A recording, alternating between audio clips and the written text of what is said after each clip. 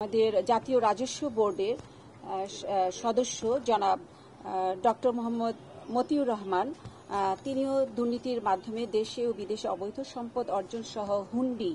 ও under voicing ও over voicing এর মাধ্যমে বিদেশে অর্থ পাচারের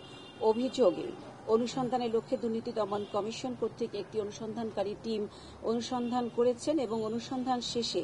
অনুসন্ধানের সিদ্ধান্ত ক্রমে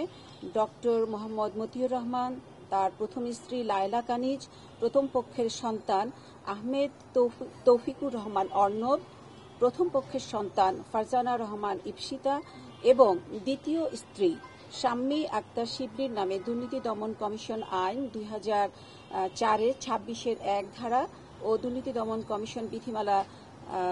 2007-এর বিধি 17-1 মোতাবেক তাদেরকে সম্পদ বিবরণী দাখিলের জন্য কমিশন কর্তৃক সিদ্ধান্ত গৃহীত হয়েছে এবং সেই অনুযায়ী একটি নোটিশ ইতিমধ্যে জারি করা হয়েছে।